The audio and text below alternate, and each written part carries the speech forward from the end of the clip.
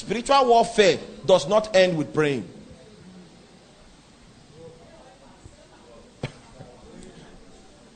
Spiritual warfare is supposed to end by the receipt of wisdom that will lead us into a prophetic action. Are you with me? Spiritual warfare must lead us to the gate of wisdom, and there must be direction that should come out of our intercessory praying. If we fulfill that direction, then liberty is supposed to come to the territory.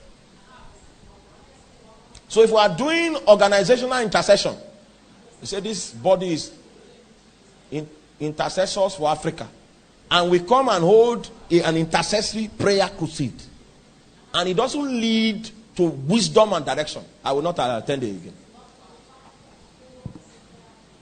Because the power of what we are doing is not in what we are doing.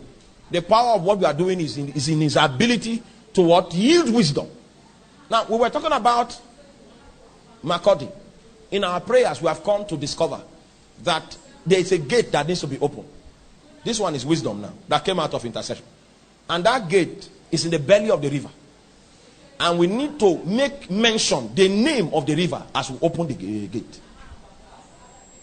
When we open that gate, it will be easy for people that are in this state to give their life to Christ. That is wisdom that has come out of what? Don't just come and pray. And no wisdom comes out of it. You will go back and be bound. Because your warfare was not accomplished. Was not completed.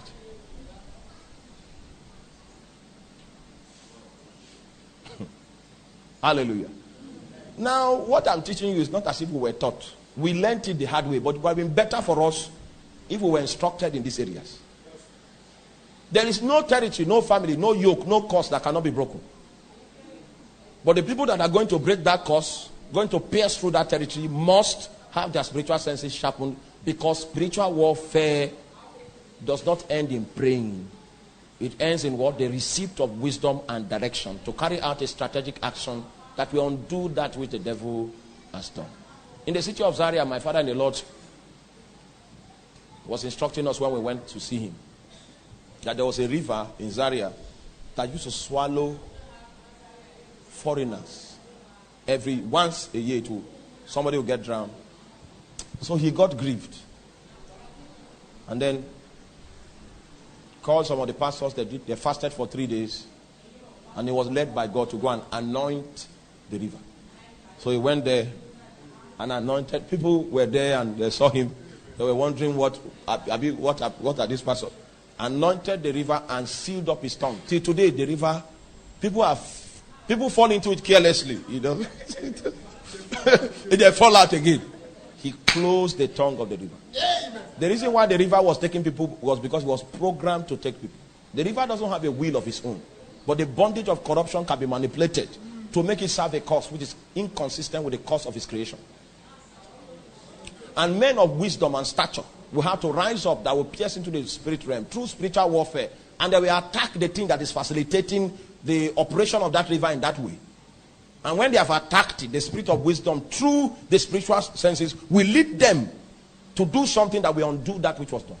That's how spiritual warfare ends. It doesn't end on the prayer floor.